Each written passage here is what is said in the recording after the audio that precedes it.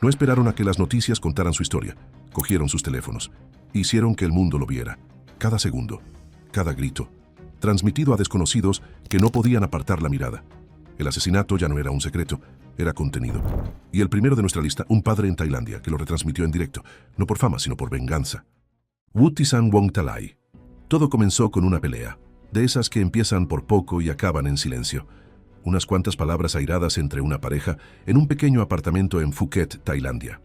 Wuttisan Wongtalai, de 20 años, había estado discutiendo con su novia y esta vez algo dentro de él cedió. Los vecinos oyeron gritos, un portazo y luego una motocicleta alejándose rápidamente. Dentro del apartamento, su novia pensó que había salido a despejarse, pero él no regresó. Se llevó a su hija pequeña, que ni siquiera tenía 1 año, y desapareció en la noche. Pasaron las horas. Nadie sabía a dónde había ido. Y entonces, una notificación. Wuttisan Wongtalai está en directo. Al principio parecía inofensivo. Ya había hecho directos antes. Vídeos cortos de su día a día, de su hija, de su vida, pero esta vez el tono era diferente. El vídeo lo mostraba de pie en un viejo edificio abandonado, medio iluminado por el sol del atardecer. La cámara de su teléfono temblaba ligeramente mientras la ajustaba. No sonreía. No estaba hablando con sus amigos. Hablaba con alguien que no estaba allí, su novia. Su voz era tranquila, casi firme, pero debajo había algo más oscuro. Hablaba de traición, de ira, de dolor, y dijo que ella lo recordaría. Las personas que lo observaban no entendían lo que quería decir. Algunos pensaron que era una amenaza, otros pensaron que era una súplica para llamar la atención, pero nadie podía imaginar lo que estaba a punto de suceder. A los pocos minutos, giró la cámara. Los espectadores pudieron ver a su hija, tranquila, ajena al peligro en el que se encontraba. El chat se llenó de confusión. Los comentarios aparecían en la pantalla. Para, llama a alguien. No lo hagas. Pero él ya no los leía. Entonces llegó el momento que dejó a todos paralizados. La cámara cayó, la imagen se oscureció, y el sonido que siguió dejó claro lo que acababa de suceder. Durante varios largos segundos, la pantalla permaneció inmóvil. Nadie habló, nadie se movió. Entonces, la transmisión se cortó por completo. Los espectadores pensaron que tenía que ser falso, pero no lo era. Para cuando la policía localizó su paradero, ambos habían desaparecido. Wuttisan había acabado con la vida de su hija y luego con la suya propia. Y lo que empeoró las cosas fue que el vídeo no desapareció. Permaneció en línea. Durante casi un día entero, esa transmisión en vivo todavía se podía encontrar, compartida, republicada y duplicada en Internet. Cada clic, cada visualización propagaba un poco más el trauma. Cuando Facebook finalmente lo eliminó, el daño ya estaba hecho. La historia fue noticia internacional en cuestión de horas, obligando a la empresa a enfrentarse a una pregunta que nadie estaba preparado para responder. ¿Cómo se detiene la violencia cuando ya se está retransmitiendo en directo? El acto de Wuttisan no fue solo una tragedia, fue un punto de inflexión. Mostró al mundo el oscuro potencial de las redes sociales en tiempo real. Que un teléfono, algo destinado a conectar a las personas, también podía convertirse en un arma para causar dolor, ira y venganza. Para su familia, no hubo cierre, solo horror. Para los desconocidos que vieron esa transmisión en directo, fue algo imposible de olvidar. Y para Facebook, no había forma de negarlo. Ya no solo alojaban contenido, estaban alojando delitos. Pero esa tragedia en Tailandia fue solo el comienzo. Porque solo 2 años después, otro hombre tomaría una cámara, no por ira, sino con intención. Planeó cada segundo, cada ángulo. Y cuando pulsó Go Live, el mundo no solo fue testigo de la violencia, sino algo mucho peor. Chakrapant Thoma. Era una tarde de sábado en Tailandia, el 8 de febrero de 2020. Las calles de Nakhon Ratchasima, conocida localmente como Korat, estaban llenas de gente. Las familias estaban de compras, las parejas almorzando, los niños jugando fuera. Nadie sabía que a pocos kilómetros de allí, un soldado estaba cargando sus armas y pulsando grabar. Chakrapant Thoma, un oficial del ejército tailandés de 32 años, había mantenido una disputa con su superior y un agente inmobiliario por una transacción inmobiliaria. No se trataba de ideología, no se trataba de política, era algo personal, traición, codicia y venganza. Y a diferencia de la mayoría de las personas que pierden el control, Thoma tenía entrenamiento militar y acceso a un arsenal. Esa tarde, disparó a su comandante y a otro soldado dentro de una base militar. Luego robó un Humvee, lo llenó de armas y comenzó a conducir. Mientras corría por las calles, empezó a publicar vídeos y actualizaciones de estado en Facebook. algunas selfies, algunos mensajes crípticos como «La muerte es inevitable para todos». Luego, a medida que el caos aumentaba, comenzó a transmitir en vivo. Las transmisiones en directo lo mostraban portando un rifle de asalto, caminando con calma mientras la gente corría en todas direcciones. Hablaba directamente a la cámara, sin pánico, sin miedo, solo con un control escalofriante. Cada publicación, cada clip, tenía una marca de tiempo en tiempo real. Y para las autoridades tailandesas, esas publicaciones se convirtieron en las únicas pistas sobre su próximo destino. Después de abandonar la base, abrió fuego en un templo y luego se dirigió al centro comercial más grande de la ciudad, Terminal 21 Mall. Había miles de personas dentro. Cuando salió del vehículo, la transmisión en vivo se interrumpió brevemente y comenzó la matanza. Durante las siguientes 17 horas, la ciudad se convirtió en una zona de guerra. Las fuerzas especiales rodearon el edificio, mientras los civiles aterrorizados se escondían en baños, almacenes e incluso conductos de ventilación, enviando mensajes de texto a sus familias, susurrando que aún podían oír el eco de los disparos en el centro comercial. Mientras tanto, fuera, su página de Facebook seguía actualizándose. Vídeos, fotos, mensajes, cada uno de ellos se difundía más rápido de lo que la policía podía rastrearlos. Cada espectador, cada vez que se compartía, hacía más difícil contenerlo. No solo estaba cometiendo actos violentos, sino que los estaba exhibiendo. Finalmente, Facebook cerró su cuenta y eliminó los vídeos, pero para entonces, la transmisión en vivo ya había logrado lo que él quería. Lo había convertido en el centro de la historia. Al amanecer, los comandos tailandeses finalmente lo acorralaron en el sótano del centro comercial. Tras horas de enfrentamiento, Jack Rapanth Thoma fue abatido a tiros. Para entonces, 30 personas habían muerto y más de 50 habían resultado heridas. Uno de los tiroteos masivos más mortíferos de la historia de Tailandia. Tras el suceso, la gente luchaba por encontrarle sentido. No era un terrorista, no estaba tratando de enviar un mensaje, solo quería venganza, y público. Fue otro recordatorio de que en la era de las redes sociales no se necesita ser famoso para hacerse viral. Solo se necesita la voluntad de cruzar una línea que nadie más cruzaría. Y mientras el mundo aún asimilaba lo ocurrido en Tailandia, pronto aparecería otra transmisión en vivo, esta vez no de un soldado, sino de un joven estadounidense que convirtió toda una ciudad en su terreno de caza. Ezekiel Kelly, 7 de septiembre de 2022, Memphis, Tennessee. Era justo después del almuerzo cuando se recibió la primera llamada. Un tiroteo cerca de la Interestatal 240. Nadie se daba cuenta todavía, pero no iba a ser un acto de violencia aleatorio. Era el comienzo de algo mucho peor. Un hombre con un arma, un teléfono y una audiencia. Ezekiel Kelly, de 19 años, llevaba menos de un año fuera de prisión. Ya había sido acusado de intento de asesinato una vez, pero solo había cumplido una parte de su condena. Esa tarde, se subió a su coche, abrió Facebook y comenzó una masacre que paralizaría toda una ciudad. Condujo por Memphis con el teléfono en una mano, alternando entre publicaciones, selfies y vídeos en directo. En un clip, miraba directamente a la cámara, sonriendo, como si fuera un juego. En otro, entró en una tienda AutoZone, levantó su arma y disparó a un hombre ante la cámara. El vídeo se cortó de repente, pero fue suficiente para que la policía supiera exactamente a qué se enfrentaba. Un pistolero en movimiento que retransmitía en directo sus ataques mientras ocurrían. Durante horas, Memphis estuvo cerrada. Los autobuses dejaron de circular, los comercios cerraron sus puertas y se pidió a los residentes que permanecieran en sus casas. Las escuelas cerraron temprano, los hospitales reforzaron la seguridad y las radios de la policía se llenaron de informes sobre más tiroteos que se producían por toda la ciudad. Kelly no se escondía. Estaba provocando. Conducía sin rumbo fijo, disparando desde su coche y en un momento dado, incluso cambió de vehículo, robando otro y manteniendo la transmisión en vivo. Cada pocos minutos aparecían nuevos vídeos en Facebook, temblorosos, caóticos y aterradoramente casuales. Cada uno de ellos fue visto por miles de personas antes de ser eliminado. La transmisión en vivo no duró mucho, pero su impacto fue instantáneo. La gente no solo se enteraba de los ataques, estaban viéndolos desarrollarse en tiempo real. Era el mismo patrón que el mundo había visto antes, un asesino que convertía la cámara en su cómplice. Cuando la policía finalmente lo acorraló esa noche, Ezekiel Kelly había matado a 4 personas y herido a otras 3. Fue arrestado sin incidentes, tranquilo, casi indiferente. Los vídeos fueron eliminados de Facebook, pero las capturas de pantalla y los clips ya se habían difundido por otras plataformas. La ciudad de Memphis quedó conmocionada, no solo por la violencia en sí, sino por la rapidez con la que todo sucedió. La rapidez con la que una retransmisión en directo podía convertir una tranquila tarde en una pesadilla. La matanza de Kelly no fue planeada como la de Tarrant y no fue algo personal como la de Wong Talai o Thoma. Fue algo completamente diferente, una colisión entre el aburrimiento, la fama y la ira. Un recordatorio de que, en manos equivocadas, una cámara no es solo una ventana, es un arma.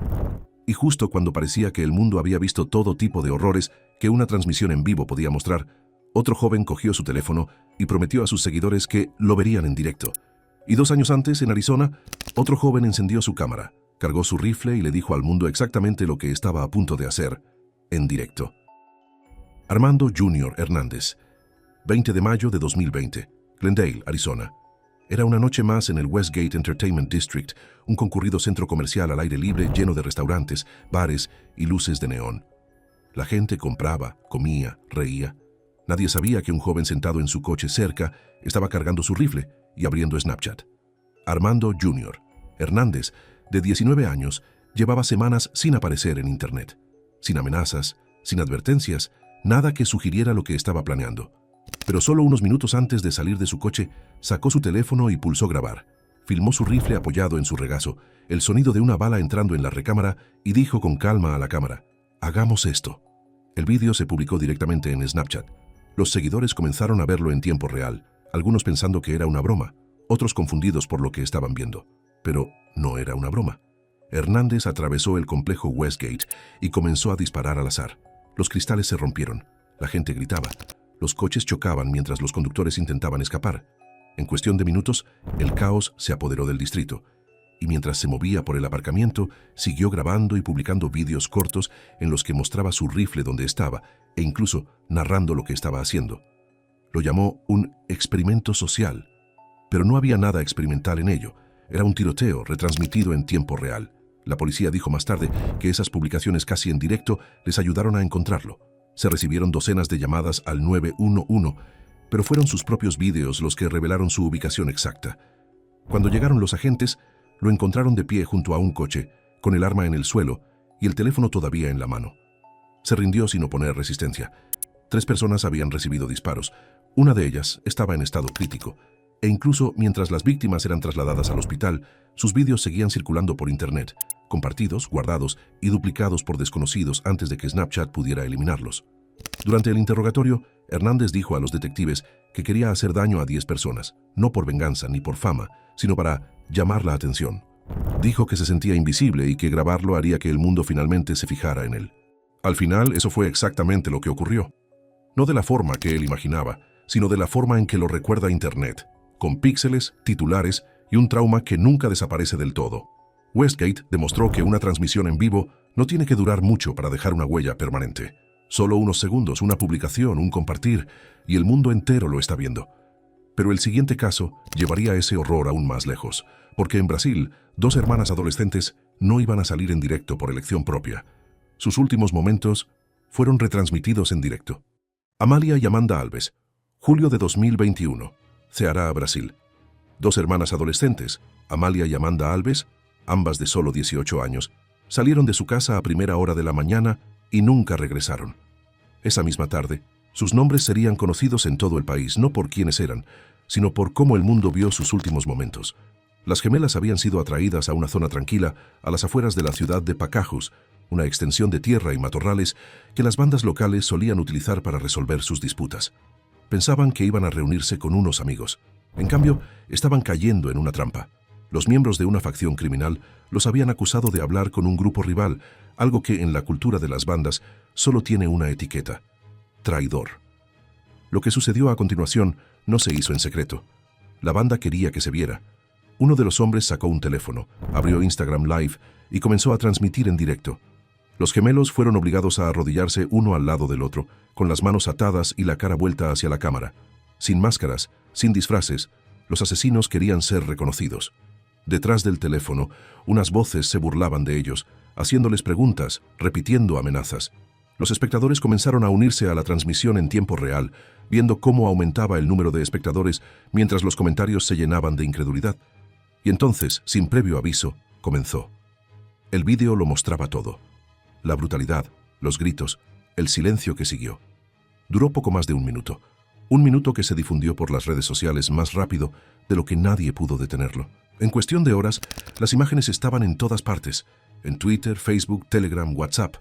La gente lo compartió por la conmoción, por ira, algunos incluso por morbosa curiosidad. Para cuando las plataformas comenzaron a eliminarlo, millones de personas ya lo habían visto. La policía rastreó el vídeo hasta una banda conocida como Comando Vermelho, una de las facciones más violentas de Brasil. En cuestión de días, varios sospechosos fueron detenidos, jóvenes, algunos apenas mayores que las víctimas. Sus teléfonos aún tenían las imágenes guardadas. Pero, a pesar de las detenciones, el daño ya estaba hecho. La retransmisión en directo había cumplido exactamente su objetivo: enviar un mensaje, una advertencia a cualquiera que se atreviera a cruzarse en el camino de la banda. Para muchos en Brasil, este caso se convirtió en un símbolo de hasta qué punto se había extendido la violencia. No solo en las calles, sino también en Internet, donde el asesinato podía tratarse como una retransmisión, y las vidas podían acabar ante una audiencia que no podía apartar la mirada. Fue una de las transmisiones en vivo más oscuras que se hayan visto en Internet, y sin embargo, incluso después de eso, le seguiría otra, esta vez. No una banda, ni un soldado, sino un hombre, solo en un coche, apuntando con su cámara a una mujer que confiaba en él. Early Johnson Jr., abril de 2022, Baton Rouge, Luisiana. Un conductor que circulaba por una carretera tranquila notó algo extraño. Un coche aparcado en el arcén, con el motor en marcha, un teléfono pegado a la ventanilla, retransmitiendo en directo. Dentro del coche se sentaba Earl Lee Johnson Jr. y a su lado Janice David, una mujer a la que conocía desde hacía años, alguien que confiaba en él lo suficiente como para subir a su coche ese día. Nadie podía imaginar lo que estaba a punto de suceder. Esa misma tarde, Johnson había hecho una transmisión en vivo por Facebook. La transmisión duró unos 15 minutos, lo suficiente para que los espectadores se dieran cuenta de que lo que estaban viendo no era falso. No estaba actuando, no estaba fingiendo. Estaba retransmitiendo un asesinato real, hablando a la cámara mientras torturaba y mataba a Janice David en el asiento trasero. La gente que lo veía empezó a llamar al 911, inundando las líneas policiales con informes desesperados. Un hombre en Facebook Live estaba matando a alguien en ese mismo momento. Pero el vídeo seguía reproduciéndose y los sistemas de Facebook no pudieron cerrarlo lo suficientemente rápido. Durante los siguientes minutos, Johnson siguió hablando con sus espectadores, divagando sobre drogas, ira y traición, con un tono que oscilaba entre la rabia y la calma, como si no pudiera decidir si quería confesar o actuar. Cuando finalmente terminó la transmisión en vivo, los espectadores ya habían hecho lo que el sistema no pudo. Habían rastreado su ubicación. La policía utilizó esa información para registrar la zona y en menos de una hora encontraron el coche. Lo que descubrieron en su interior era exactamente lo que la gente temía. Janice David estaba muerta. La cámara seguía allí, abierta en Facebook, y Johnson fue arrestado pocos minutos después. Él admitió el crimen casi de inmediato. Las autoridades dijeron que estaba bajo los efectos de las drogas y que la transmisión en vivo no fue planeada. Fue impulsiva, caótica, el resultado de un hombre que perdió el contacto con la realidad en tiempo real. Pero para quienes lo vieron, no pareció impulsivo. Parecía deliberado. Cada segundo, cada palabra, como si quisiera que el mundo fuera testigo de lo que había hecho. El caso provocó otra onda expansiva en el debate sobre las retransmisiones en directo y la violencia.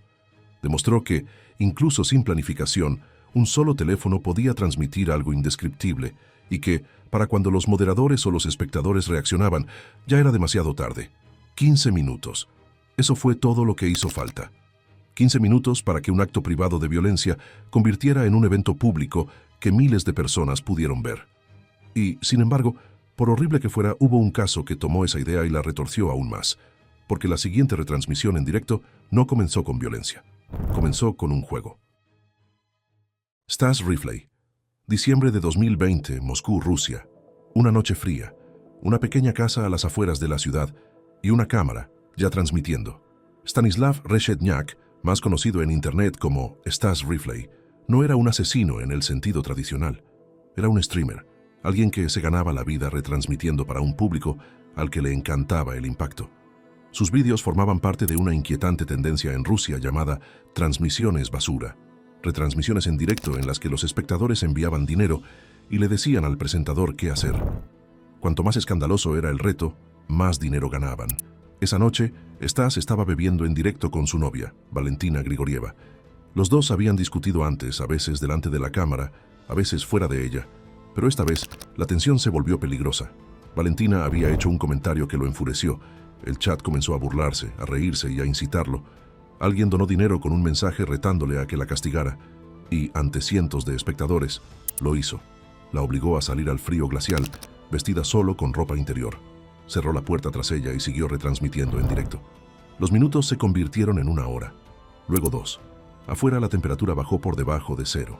Cuando finalmente volvió a abrir la puerta, ella estaba inconsciente, con la piel pálida y el cuerpo frío. La arrastró de vuelta al interior, todavía ante la cámara, y la colocó en el sofá. Al principio, pensó que se había desmayado. Intentó sacudirla, hablar con ella. Entonces empezó a llorar, no fuera de cámara ni en privado, sino en directo. La transmisión no se detuvo. Habló con sus espectadores, preguntándoles qué debía hacer. Algunos le rogaron que llamara a una ambulancia, otros no creían que fuera real, y durante casi 2 horas se quedó allí sentado, junto al cuerpo sin vida de ella, sin dejar de retransmitir. Cuando llegaron los paramédicos, Valentina ya había fallecido. La exposición al frío la había matado. La cámara seguía grabando cuando la policía entró en la casa y se lo llevó. Cuando la transmisión finalmente terminó, las grabaciones ya se habían difundido por internet. Clips, capturas de pantalla, reacciones, cada uno de ellos convirtiendo la tragedia en contenido una vez más. En 2021, Stas Ripley fue condenado a prisión por causar su muerte. Pero para muchos, no se trataba solo del castigo. Se trataba de en qué se había convertido Internet.